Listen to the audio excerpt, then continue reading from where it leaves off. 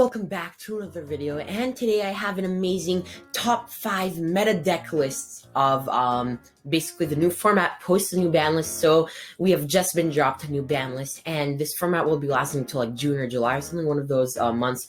And these are my top 5 decks that I think will be ruling this format as of right now. Be sure to smash the like button, comment down below if you guys think my choices are right. Of course, tell me what you guys think, if I'm wrong, get in space, or if you guys think that a different deck should take another deck's spot. Of course, subscribe, hit that subscribe button right over here. Yeah, ring that notification bell, I know you want to. And if I do, let's get right into the video. So for my number 5 spot for the top 5 meta decks of the new format, we have Invoked Shaddoll Dogmatica or Trap Shaddoll.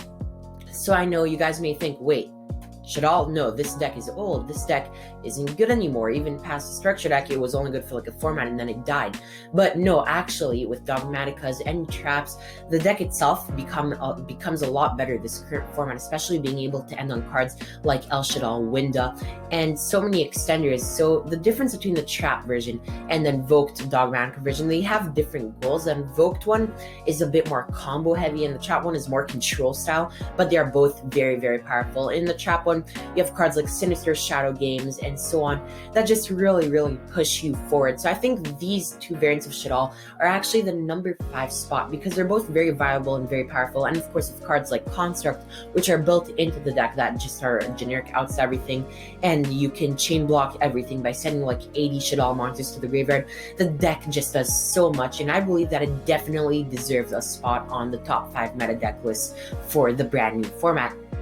On to number 4, we have, yes, you actually did not guess it, but hey, you might have, we have Phantom Knights. So yeah, Phantom Knights, I know the PK Fire was getting a lot of hype and then it didn't see any play, but in this format, because you don't have to deal with a card called True King of All Calamities, you can end on 9 negates with that deck literally with any hand, and it's really, really stupid. The deck itself is just really, really powerful, and I feel like if somebody actually tries to in this format, this deck will exceed all expectations.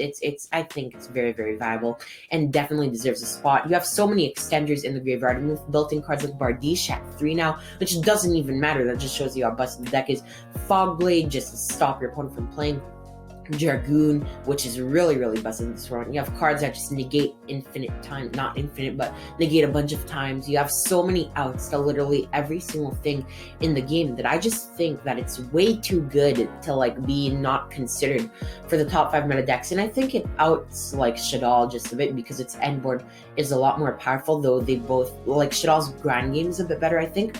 But both of these are kind of tied, but I put like Phantom Knights just a bit over because I still think it's slightly better than Shaddoll's format. And that's my number 4 slot. On to the number 3 slot, we have Dinos, Dinosaur, Dino DNA. I've had what they call Dino DNA. You know, it's in our blood. So Dinos are really good this format. Misk is still at 3, OV still at 3, Fossil Dig still at 3, Prosperity is at 3. So your hand is unbreakable, and Busted is also basically at like 12 or something, which is really stupid. The chances of you opening an OV or a Misk are off the charts, and I don't know, that just like, oh my god, it's so good. If you see either one of them, you'll probably have access to the other, and if you see either one, you have full combo. And both of these cards are just absolutely stupid. Misk, have you guys read Misk? Like seriously, have you read Misk? Can you elaborate? Have you read Misk? Like that alone, Misk is just stupid. And OV, you know, both of these cards are absolutely amazing. Then obviously Conductor. Conductor is an amazing, amazing card which can literally OTK through the hardest of times and everything. It's just one of the best boss monsters of all time. For my number 2 slot for the top 5 meta decks of this format, I have Eldlik. Eldlik, obviously, once again, is a really, really good deck. I personally feel it's a bit overrated because, like, the traps really don't do anything and stuff. But regardless of that, the deck has one of the best grind games I've ever seen, and that alone pushes it to this spot. Eldlik with all of the support and Super Poly being really good this format, and they have a new fusion monster which works with Super Poly really well.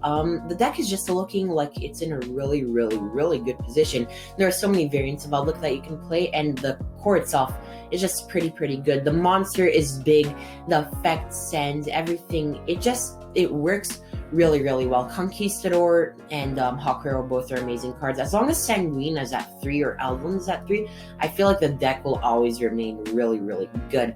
I feel like a good hit to this would be Sanguine to 1. But Konami didn't do that, so it's fine.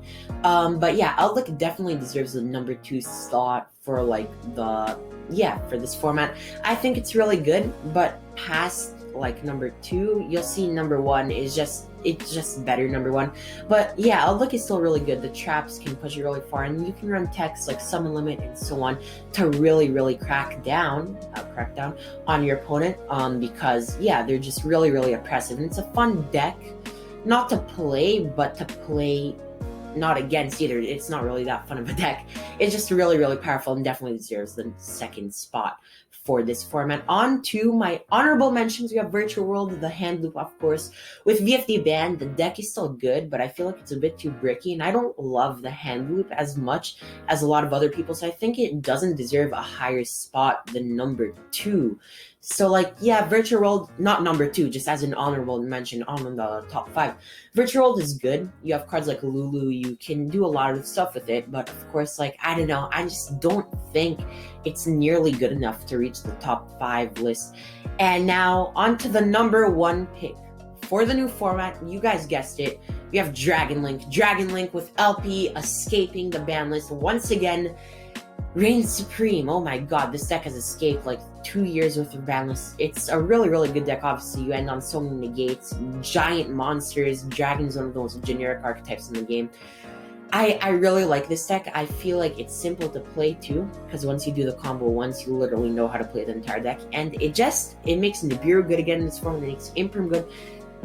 It's just a really, really good deck, and I feel like it just beats all the other decks that this format has to offer. So Dragon Link will definitely be taking the number 1 slot. Once again, yeah, you have so many cards like Borlode Savage Dragon, which is just an amazing negate. You have Appaloosa, like LP, once again, Pissy, so many extenders that the deck really just smacks anything in its way. Thank you so much for watching. I hope you guys have enjoyed. If you did, be sure to smash that button. Comment down below what you guys think of my top 5 list. Tell me if I've made any mistakes, if you guys prefer a different deck maybe. And of course, I'll catch you guys in the next video. Alright guys, peace.